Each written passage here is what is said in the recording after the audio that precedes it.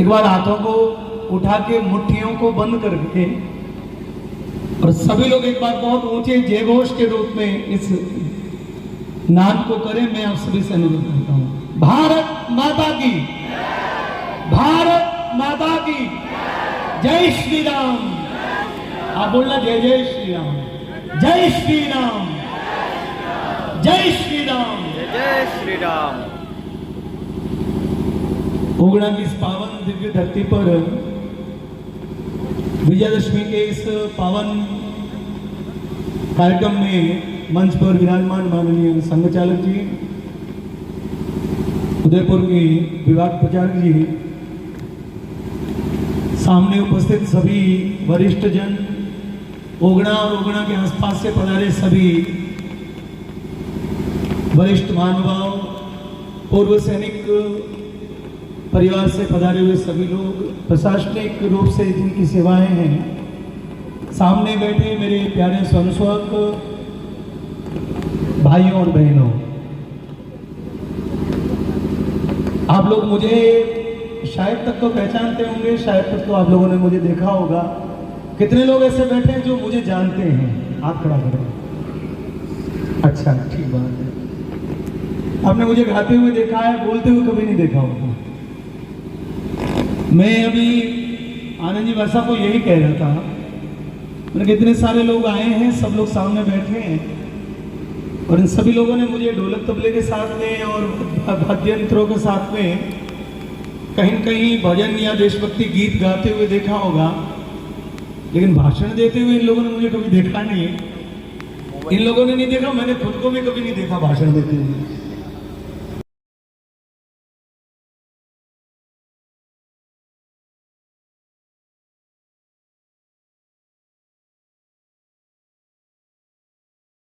सौभाग्य है, मेरे भाग्य में एक बहुत सुंदर ये आज का दिन लिखा हुआ है कि उगना की इस दिव्य धरती पर, जहां पर मेवाड़ की संस्थापना का दौर से बप्पा रावल के इतिहास से जुड़ा हुआ ये गांव, जो सदियों से अपनी ऐतिहासिक धरोहर लिए यहाँ पर स्थापित है। मुझे बहुत वर्षों के बाद में अरावली के इन पहाड़ियों में यहाँ पर आप सभी लोगों ने याद किया, आप सभी लोगों ने मुझे बुलाया, इसलिए मैं आप सभी लोगों के दर्शन के लिए आया हूँ।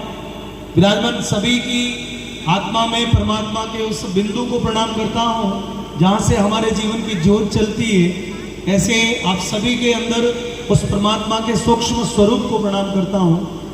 मैं कोई बहुत बड़ा विद्वान व्यक्ति नहीं हूँ, मैं आप लोगों को कोई बहुत गहरी बातें तो नहीं बता पाऊंगा, पर जो मैंने पिछले 20-22 वर्षों में मंच के माध्यम से जो कार्य किया है, या बाल स्वयंसेवक के रूप में लगभग 1990 के समय में मेरे पिताजी संघ के प्रचारक रहे।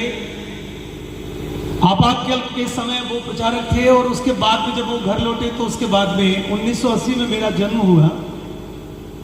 4 वर्ष की आयु में लगभग मैं स्वयंसेवक बन गया था। लगभग आप समझिए 84-85 के समय मैं शाखा जाना शुरू हो गया था। 84 से लगाकर 95 तक में मेरा प्रथम वर्ष हुआ। विद्या मंदिर का मैं विद्यार्थी रहा, आदर्श मंदिर में पढ़ा। 10 साल की मेरी नियमित स्वयंसेवक की मेरी यात्रा रही। उसके बाद में मैं नियमित नहीं रहा, लेकिन 10 साल के उस सफर में अभी जब शारीरिक प्रदर्शन हो रहा था तो मैं खुद के उस रूप को कुछ स्वयंसेवकों में देख रहा था। शारीरिक प्रदर्शन में तरुण भी थे तो बाल स्वयंसेवक भी थे, और ये सबसे छोटा जो स्वयंसेवक है ये बहुत ऊर्जावान था। इसने अपनी पूरी भूमिका निभाई, उनको आशीर्वाद दें। मित्रों, आज के इस आयोजन के पीछे एक बड़ा हेतु है। हम बहुत अधिक भीड़ में नहीं हैं, हम बहुत अधिक संख्या में नहीं हैं, परंतु जितने लोग हैं वो बहुत पर्याप्त है और वो पर्याप्त लोग बहुत बड़ा कार्य कर सकते हैं, ऐसा हमारा मानना है और संघ का भी ऐसा ही मानना है। क्योंकि 1925 में केशवराव बलिराम डॉक्टर हेडगेवार जी ने मात्र 2-3-4 लोगों को लेके नागपुर में इस कार्य को प्रारंभ किया था। तो कई लोगों ने कहा कि एमबीबीएस करने के बाद में भी इस आयु में भी डॉक्टर साहब जो है वो पागल तो नहीं हो गए, 4 लड़कों को लेके ये देश को संगठित करने चले हैं। तो विभिन्न प्रकार के आरोप और विभिन्न प्रकार की बातें डॉक्टर साहब के लिए करी गई। पर डॉक्टर साहब को 100 साल के बाद का भारत दिखाई दे रहा था उन 4 बालकों में। संघ के संस्थापना के पीछे डॉक्टर साहब का एक बहुत लंबा मंतव्य था, जो करीब करीब हम लगभग 100 वर्ष के करीब पहुंच गए हैं, 2 वर्ष अभी घट रहे हैं। तो एक विशाल विश्व का सबसे बड़ा सामाजिक संगठन राष्ट्रीय स्वयंसेवक संघ अपने आप में खड़ा हुआ है। बचपन से जो बीजारोपण जो हमको विद्यालय में पढ़ाया जाता है, बचपन से जो हमारे अंदर जो विषय भरे जाते हैं, वो विषय जो है आगे जीवन में हमारे लिए वो संस्कार जो है वो आगे हमारे स्वयं के विकास के लिए या समाज के उत्थान के लिए उन सारी बातों का बहुत बड़ा महत्वपूर्ण योगदान रहता है। आप में से बहुत सारे ऐसे युवा बैठे होंगे जिनकी संघ आयु 2 वर्ष हो गई, कई ऐसे भी स्वयंसेवक होंगे जो 1 साल से जुड़े होंगे, कोई स्वयंसेवक ऐसे भी होंगे जो 25 वर्षों से इस कार्य को कर रहे हैं, कई स्वयंसेवक ऐसे होंगे जो पिछले 7-8 साल से कर रहे हैं। लेकिन जिसने एक बार नमस्ते सदा वत्सले इस भगवे ध्वज के सामने जिसने गा लिया, डॉक्टर साहब ये कहते थे कि जो एक बार शाखा आ गया फिर वो ये कभी नहीं कहेगा कि वे स्वयंसेवक था, क्योंकि एक बार जिसने इस परम पवित्र भगवे के सामने जिन्होंने एक बार नमस्ते सदा वत्सले कह दिया, वो फिर पूरी उम्र के लिए स्वयंसेवक हो गया। वो स्वयंसेवक था कभी नहीं हो सकता। कई बार ये कहा जाता है कि मैं भी संघ का स्वयंसेवक था, तो उनको टोका जाता है, उनको कहा जाता है कि भाई जिसने एक बार जो शाखा चला गया वो कभी था नहीं हो सकता, वो है। तो ऐसी एक बहुत बड़ी परिकल्पना जो है वो राष्ट्रीय स्वयंसेवक संघ को लेकर की गई। मैंने एक उदाहरण सुना है कि जब देश में आपातकाल था और जयनारायण लोकनारायण जयप्रकाश जी एक संघ के कार्यक्रम में आए, या इस प्रकार से परिचय के माध्यम से पूछा जाता है, वो कहा जाता है। तो जयप्रकाश जी को ये बात समझ में नहीं है। किसी ने कहा कि मेरी संघ आयु ये है, किसी ने कहा मेरी संघ आयु ये है। तो उन्होंने पूछा फिर उस कार्यक्रम में कि भी ये संघ आयु बता रहे थे, इसका क्या अर्थ होता है? तो उनको बताया गया कि इतने वर्षों से ये जो है इस कार्य को कर रहा है। उनको बड़ा अचंभा हुआ कि कोई एक व्यक्ति इतने लंबे समय तक एक ही कार्य को, एक ही संगठन को, एक ही विषय को कर सकता है क्या? लेकिन हमारी संघ की इतनी बड़ी परिकल्पना है कि एक बार जुड़ने के बाद में व्यक्ति जो है व्यक्ति निर्माण को लेके और आगे समाज के निर्माण को लेके एक बहुत बड़ा सपना जो देखा गया था साकार हुआ, और वो साकार होने में 100 वर्ष होने को आए हैं। मैं उसकी अग्रिम बधाई देता हूं। मित्रों, ये जनजातीय क्षेत्र माना जाता है, पहाड़ी अरावली की पहाड़ियों में हमारे समाज का जो मूल जो स्थान है, हमारे समाज को विकास करने का, हमारे मानव संतति और भारत की हिंदू परंपरा को, सत्य सनातन वैदिक परंपरा की मूल उत्पत्ति का जो केंद्र है, वो केंद्र जो अरावली की पहाड़ियों में बसता है, जिनको हम जनजातीय कहते हैं। हम आम भाषा में उनको जनजातीय कहते हैं, लेकिन हम अपनी भाषा में कहें परंपरा और वैदिक संस्कृति के जो मूल उत्थान के जो मूल पुरुष हुए, वो सारे मूल पुरुष इन्हीं क्षेत्रों से हुए हैं। हमारी संस्कृति की मूल स्थापना जो हुई है वो इस क्षेत्रों से हुई है। और रामायण को यदि मैं याद करूं, रामायण काल को याद करूं, तो आप सभी बहुत गहराई से सुनना मित्रों कि माता कैकेयी ने अपने पुत्र भरत को राजा बनाना, इसलिए राजा दशरथ से जो वरदान उनका बाकी था, वो जो पहले का, उन्होंने वरदान जो है वो बाद में मांग लिया। और भगवान श्री राम जो है वो राम नहीं थे, वो राजा दशरथ के पुत्र राजकुमार राम के रूप में जाने जाते थे। तो कैकेयी ने दासी मंत्रा के भड़काने के कारण से अपने पति से वचन मांग लिया कि मेरा एक वचन बाकी है जो आपने बहुत पहले दिया था, और वो वचन जो है अब मैं चाहती हूं कि वो वचन आप मेरा पूरा करें। तो राजा दशरथ ने सामान्य रूप से सोचा कि कुछ भी मांग लेगी तो मैं दे दूंगा। कैकेयी ने कहा कि मैं चाहती हूं कि आपका ज्येष्ठ पुत्र राम जो है वो 14 वर्ष के लिए वनवास में जाए। राजा दशरथ इस बात को समझ नहीं पाए कि 14 वर्ष के वनवास के लिए ऐसा क्यों कहा गया, पर वचन देना था तो राजा दशरथ व्याकुल थे, उनको परिस्थिति वश उनको ये वचन देना पड़ा। वो 14 वर्ष का वनवास उनके पिता ने दिया। जब ये सूचना अवध और अवध के आसपास के क्षेत्रों में फैली तो राजकुमार से जो प्रेम करते थे वो सारे लोग जो हैं बड़े व्यथित हो गए, दुखी हो गए, और सब लोगों ने कहा कि बहुत बुरा हुआ, बहुत वेदना वाली बात है, बहुत व्यथा होने वाली बात है। कितने सुकोमल राजकुमार जो फूलों पर चलते हैं, जिनके आगे पीछे दास दासियां उनकी सेवा में लगी रहती है, इतने से कोमल से पांव, इतने कोमल से हाथ, ऐसे राजकुमार को इतने कठोर दंड को क्यों दिया गया। और सभी लोगों ने चर्चा ये की। मित्रों, मेरा कहने का भाव ही समझना कि अयोध्या के राजकुमार राम को जो है वनवास हो गया है। कई लोगों ने कहा कि राजा दशरथ ने अपने सबसे बड़े पुत्र राम को वनवास का आदेश दे दिया है। कई लोगों ने कहा कि राम जो है अब जंगल में जाएंगे। किसी ने ये नहीं कहा कि भगवान राम अब जंगल में जाएंगे।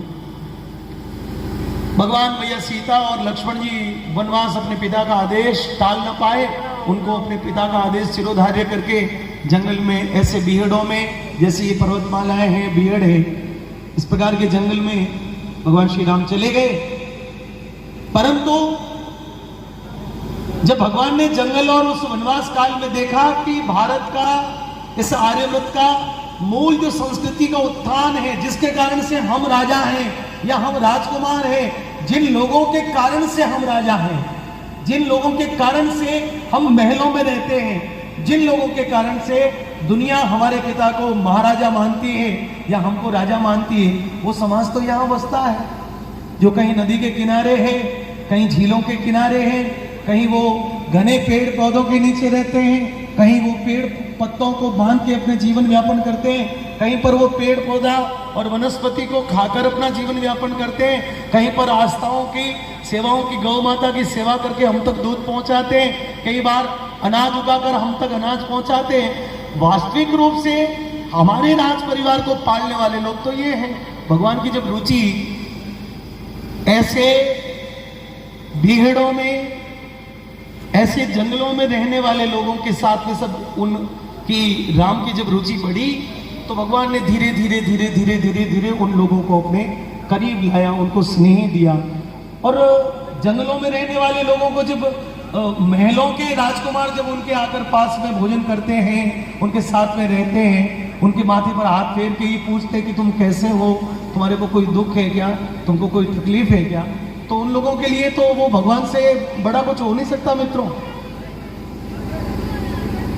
शबरी की झूठे बेर, शबरी जाति की भीलनी थी, वो नायक थी, लोग उसकी मजाक उड़ाते थे कि तू उस व्यक्ति का इंतजार कर रही है जो महलों में रहता है, जो हर समय फूलों के साथ में फूल जैसी सैयाओं पर रहता है, जिनके आगे पीछे तो दास दासियां घूमती है। शबरी तू पागल हो गई है, ऐसा राजकुमार तेरी कुटिया पर नहीं आने वाला। शबरी हमेशा सुबह उठती,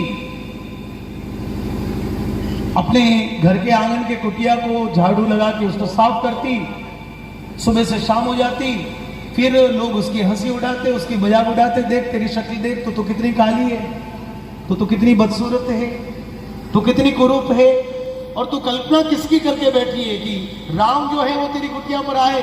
सूरज उगे ने मारी उगती आशा, पण संध्या ढले माने मिलती निराशा, रात दिवस भाने सूझे नहीं काम, और म्हारी झोंपड़ियां आओ म्हारा। बोलो आप सभी लोग एक बार, आओ झोंपड़ियां आओ म्हारा। पीछे वाले सभी स्वयं की माता है मेरे, सभी लोग बोलो भारी झोंपड़ियां आओ म्हारा। और इसी मजाक मजाक में शबरी जो है व्यतीत होती गई, लेकिन शबरी के अंदर का जो था विश्वास था मित्रों, वो कभी नहीं डरता है। और एक दिन सुबह का समय था, प्रभु श्री राम जो है लक्ष्मण जी सहित, मैया जानकी सहित शबरी की कुटिया के आगे पहुंच गए। तो जब शबरी ने भगवान को देखा तो आसपास के लोगों को ये विश्वास हो गया कि देखिए इसका जो विश्वास है वो कितना अटल है। भगवान ऐसे वंचित, शोषित, पीड़ित, दलित जिनको माना जाता था, जो समाज के मुख्य सूत्रधार लोग थे, लेकिन समाज के जो तथाकथित जो लोग थे, तोड़ने वाले जो लोग थे, उन्होंने उनको वंचित, दलित और ऐसे जिन लोगों को शोषित माना गया, जिनको समाज का सबसे पीछे के आरे का माना गया, भगवान ने ऐसे निषाद राज को गले लगाया, भगवान ने ऐसे वंचित सुग्रीव को गले लगाया, और भगवान ने जंगल में रहने वाले उन जीव जंतुओं को प्रेम दिया, भगवान ने उस गरुड़ जी को प्रेम दिया, भगवान ने नल नील को, ऐसे वानरों को प्रेम दिया। और 14 वर्ष की यात्रा में पूरे देश भर में, यहां से लगाकर लंका तक जो जो लोग मिले, भगवान ने उनको गले लगाया, और उन सारे लोगों ने मिलकर भगवान के उस कार्य को किया।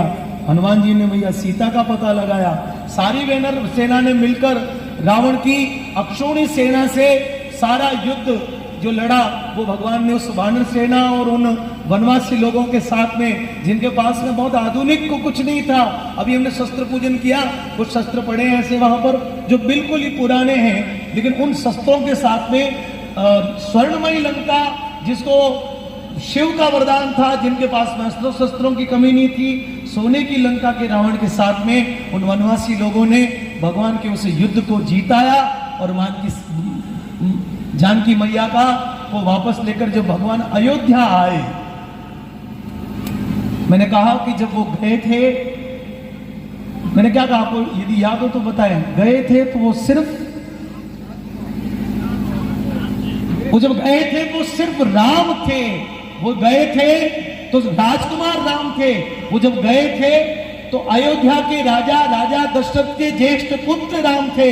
लेकिन मित्रों, जब ऐसे वनवासी लोगों के साथ में ऐसे शोषित पीड़ित समाज के दर्द को जिन्होंने अपनाया, जिन्होंने उनको गले लगाया, और 14 वर्ष के बाद में जब वो वापस अयोध्या लौटे तो उनके पीछे चलने वाले वही लोग नारे लगा रहे थे, वही लोग जयघोष कर रहे थे, वही लोग उद्घोष कर रहे थे, और ये कह रहे थे कि अवध नगरी में मर्यादा पुरुषोत्तम भगवान श्री राम की। तो राम को भगवान किसने बनाया, बताइए आप, किसने बनाया? किसने बनाया? आप जो सामने जो लोग बैठे हो ना, इन पहाड़ियों में रहने वाले लोग, भगवान को राम जो है आप लोगों ने बनाया। बप्पा रावल से जुड़ा हुआ ये उगना गांव है। मैं इतिहास पढ़ रहा था कल, जब मुझे इस कार्यक्रम की सूचना हुई। श्रीवर्धन जी भाई साहब अपने संघ के वरिष्ठ प्रचारक हैं, तो मैंने जब प्रथम वर्ष किया था तो वो हमारे घोष प्रमुख थे भाई साहब। पाली में मैंने प्रथम वर्ष किया तो उस समय वो फौजी जैसा उनका जीवन था, तो घोष वादक अभी जा रहे थे तो मैं अगली पंक्ति में खड़ा था, और बहुत धूप थी, तो समापन का दिन था, बड़ी धूप थी, तो मैं थक गया, थोड़ा 1.5 टांग पे खड़ा हो गया, मतलब एक पाँव लटका दिया मैंने। उनके हाथ में घोष दंड था।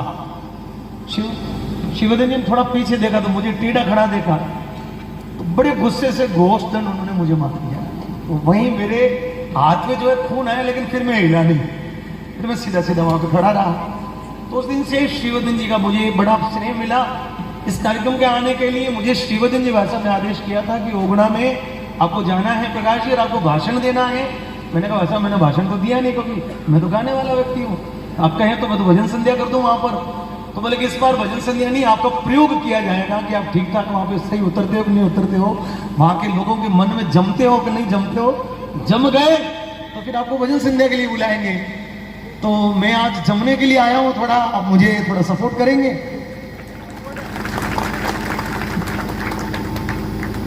बप्पा रावल के जब पढ़ा, मैं कल पढ़ रहा था, तो उसमें ये जो क्षेत्र है, यहाँ पर नायक समाज के छोटी छोटी रियासतें हुआ करती थी, यानी छोटे छोटे कुनबे में नायक यानी भील समाज के जो है वो सरदार अपने अपने कुनबे, अपने अपने कबीलों के साथ में यहाँ पर बिखराव में पहाड़ियों में रहा करते थे, और भगवान की भक्ति करते थे, गौ माता की सेवा करते थे। बप्पा रावल ने जब मेवाड़ की संस्थापना की सोची, तो उन छोटे छोटे सरदारों ने मिलकर मेवाड़ की संस्थापना में अपना बड़ा सहयोग दिया। कालांतर में धीरे धीरे जैसे जैसे दुनिया प्रगति करती गई, तो लगभग इस देश को तोड़ने के लिए, समाज को विकृत करने के लिए लगभग बहुत लंबे समय से, लगभग 14 वर्षों से पूरे विश्व के लोग भारत को तोड़ने के लिए विभिन्न प्रकार के प्रयत्न करते रहे। और उसमें जो है सबसे ज्यादा जो है उन लोगों ने जिन लोगों को साधा या जिन लोगों को तोड़ने का प्रयास किया वो वनवासी क्षेत्र में रहने वाले भोले भाले हमारे जो एकदम सीधे मन के सरल मन के जो लोग हैं, क्योंकि शहर में जाने के बाद में चमक आ जाती है, कुछ पैसों की चमक आ जाती है, कुछ पढ़ाई की चमक आ जाती है, कुछ शहर के वातावरण की चमक आ जाती है, तो हमारे मन का जो भोला भगवान का रूप जो है वो कहीं न कहीं बिखर जाता है, वो कहीं न कहीं विकृत हो जाता है। लेकिन मेरा ये मानना है कि गांव और जंगल में, बीहड़ों में, इन आदिवासी क्षेत्रों में रहने वाले जो लोग होते हैं उनका जो राम है वो उनके साथ में रहता है, क्योंकि वो कुछ देखते नहीं दुनिया का, उनको उनके पूर्वजों ने जो बताया है, जो विधि बताई है, उसी विधि में उस राम को देखते हैं और वो निश्चल, निष्कपट और किसी भी प्रकार की दुर्भावनाओं से रहित वो अपने जीवन को जीते हैं। तो अमूमन तोड़ने का प्रयास कहाँ किया जाता है, जहां पर सरलता लगती है, संगठन जब थोड़ा नहीं होता है तो लोग जो उसका फायदा उठाते, और अज्ञानता या अशिक्षा के कारण से भी ये कार्य जो है वो होता है। इस देश में मुगल आए, उन्होंने समाज को तोड़ा, इस देश में हूण आए, कुषाण आए, इस देश में पुर्तगाली लोग आए, इस देश में ईस्ट इंडिया कंपनी जैसी दुष्ट कंपनी आई, जो ईसाई लोग थे वो उस समय के आए हुए अभी तक इस देश को तोड़ने का कार्य कर रहे हैं। तो हम लोगों ने, डॉक्टर साहब ने संघ की स्थापना के पीछे एक बड़ा सपना देखा था, क्योंकि राम और रावण ये जो दो नाम है, ये मनुष्यों के तो नाम है, ये शरीर के तो नाम है, लेकिन ये दो प्रवृत्तियां हैं मित्रों, ये दो प्रवृत्तियां हैं, दो प्रकृतियां हैं। वो आदि अनादि युगों से दैत्य और देव जो प्रवृत्तियां हैं वो चली आ रही है, चलेगी और आगे भी चलती रहेगी। लेकिन इस तोड़ने के बीच में जोड़ने का जो काम है, वो काम जो है, ये सफेद कमीज पहने हुए, ये टोपी लगाए हुए हमारे जो स्वयंसेवक हैं, ये जोड़ने के लिए आप लोगों के बीच में आए हैं। मैं आप सभी से निवेदन करना चाहता हूं कि धर्म के नाम पर आपको तोड़ा जाएगा, आपको ये कहा जाएगा कि आपकी तो कोई वैल्यू नहीं है, आपकी तो समाज में कहीं स्थान नहीं है, आप तो फालतू में इनकी सेवा है, आपको तो शूद्र माना जाता है, आपको तो इनके सेवक माना जाता है, आपके तो देवी देवता है ही नहीं, देवी देवता सारे मंदिर में इनके पास में, आपको तो अधिकार ही नहीं है, आपको तो अच्छे कपड़े पहनने का भी अधिकार नहीं है, आपके पास में यदि होता तो आपके पास में पैसा होता, ये लोग चाहते ही नहीं है आगे बढ़े। इस प्रकार से बहुत सारे षड्यंत्रों के साथ में समाज को तोड़ने के अलग अलग प्रयत्न किए गए, कई बार यातनाएं देके प्रयत्न किए गए। सिख पंथ के 10वें धर्मगुरु, आप लोगों ने नाम सुना है, क्या था उनका नाम बताइए आप में से कोई? गुरु गोविंद सिंह जी का नाम कितने लोगों ने सुना होगा? हाथ खड़ा करें। अच्छा, गुरु गोविंद सिंह के बालकों के नाम क्या क्या थे? आप में से कितने लोगों को पता है? किसी को पता नहीं, एक हाथ ऊपर होगा। मित्रों, जब गुरु गोविंद सिंह जी बलिदान हो गए तो उनके बालक जो थे उनका नाम था जोरावर सिंह और फतेह सिंह। एक 14 वर्ष के हैं, एक 10 वर्ष के, 11 वर्ष के हैं। और मुगलों ने कहा कि हमने तुम्हारे पिता को तो खत्म कर दिया, अब तुम हमारा धर्म स्वीकार कर लो, नहीं तो हम तुमको दीवार में जिंदा चुन लेंगे, हम तुमको तुम्हारे पिता के पास पहुंचा देंगे। बालक जोरावर सिंह, बालक फतेह सिंह ने अपने जीवन में ये अखंड प्रतिज्ञा की थी कि हम मर जाएंगे, हमारा खून बह जाएगा, लेकिन हम इस मुगलों के इस विधर्म को स्वीकार नहीं करेंगे, क्योंकि हमारे और हमारे गुरुओं का जो बलिदान है उसको हम कलंकित नहीं कर सकते। और बहुत प्रयत्न करने के बाद में भी उन दोनों बालकों ने ये बात स्वीकार नहीं करी। मुगलों ने उनको डराने के लिए उनको बांध दिया और उनके चारों तरफ जो है ईंटें चुननी शुरू कर दी। धीरे धीरे जो ईंटें हैं वो ईंटें जब ऊपर आने लगी तो जोरावर सिंह बड़े थे तो उनकी थोड़ी हाइट बड़ी थी, उनकी लंबाई बड़ी थी। बालक जो फतेह सिंह है वो 10 वर्ष के थे तो उनकी हाइट छोटी थी, उनकी जो कद है उनका छोटा है। तो जब वो ईंटें जो है चुनते चुनते फतेह सिंह के मुंह तक आ गई तो जोरावर सिंह के आंखों में पानी आ गया कि भैया तुम मुझे दुर्बल कर रहे हो, तुम मुझे कमजोर कर रहे हो, तुम रोके मुझे कमजोर कर रहे हो। जोरावर सिंह के शब्द क्या थे आप बताइए? कि भैया मैं उसके सामने आंखें तान के बोले कि तुम डरते हो और मुझे साथ में और घायल कर रहे हो, मुझे कायर बना रहे हो, तुम रो क्यों रहे हो? मित्रों, जवाब ये था कि मैं इसलिए नहीं रो रहा हूं मैं तुमसे 2 वर्ष बड़ा हूं, मैंने तुमसे 2 वर्ष आयु बड़ी देखी है, लेकिन मुझे इसलिए रोना आ रहा है कि मेरे से पहले तुम्हारी जान जाने वाली है। मैं तुमसे बड़ा हूं, यदि मैं बड़ा नहीं होता तो शायद जो मैं तुमसे पहले जाता, लेकिन तुम्हारा कद छोटा है इसलिए दीवार में तुम पहले चुने जा रहे हो। ये मित्रों, ये भाव जो है, ये भाव हमको लड़ना सिखाता है। ये भाव जो है उस प्रवृत्तियों के विरुद्ध खड़ा होना सिखाता है। मैं यहाँ पर जितने भी हमारे जनजाति या आदिवासी क्षेत्र से जितने भी मेरे भाई आए हैं या उनसे मिलने वाले लोग आए हैं, मैं आपसे निवेदन करता हूं कि समय बड़ा भीषण है और जिस प्रकार से भारत जो है पूरे विश्व में जिस प्रकार से आगे बढ़ रहा है, तो इस समय में चुनौतियां और बढ़ेगी, इस प्रकार के प्रयत्न और होंगे, विभिन्न प्रकार से समाज को तोड़ने के कार्य किए जाएंगे, विभिन्न प्रकार से षड्यंत्र होंगे, लेकिन हम सभी लोग एकजुट होकर अपनी उस महान इस वैदिक परंपरा को समझे कि जहां से नर से नारायण बनता है।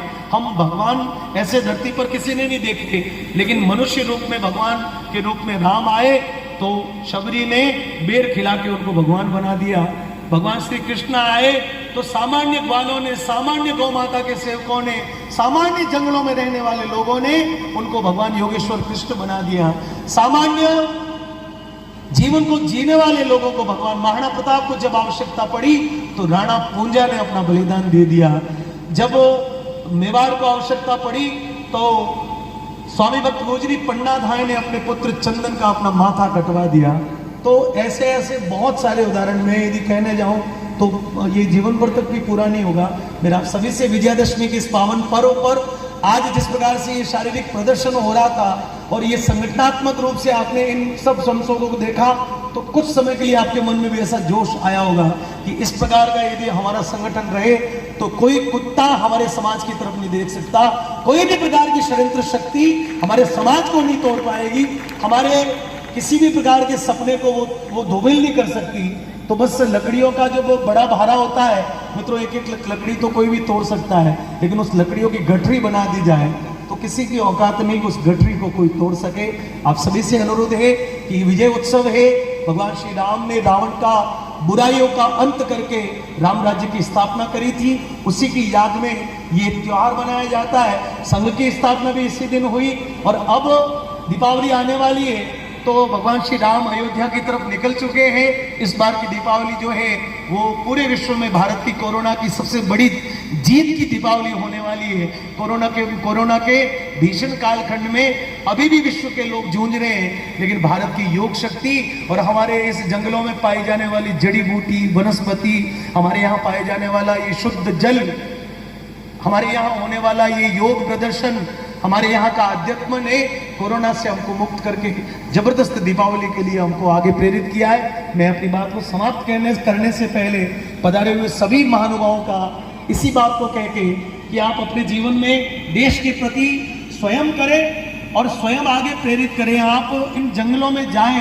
जहां पर आपको लगता है कि यहाँ पर धर्मांतरण का कार्य हो रहा है, जहां पर आपको लगता है कि उन दुष्ट ईसाइयों के द्वारा हमारे भोले भाले हमारे भाइयों को बरगलाया जा रहा है, हमारे समाज को तोड़ा जा रहा है, कहीं पर मंदिर मठ और उस परंपरा से जुड़े हुए लोगों को विमुक्त करके उनके हाथ में बाइबल दी जा रही है, उनके गले में क्रॉस लटकाया जा रहा है, थानाराम नाम के आदमी को थॉमस बनाया जा रहा है। ऐसी पूरी संभावनाओं का हम प्रतिकार करते हैं और आप सभी से अनुरोध करते हैं कि इस प्रकार का किसी भी प्रकार का षड्यंत्र इस अरावली की, इस मेवाड़ की इस सुंदर धरती को खराब नहीं करेगा।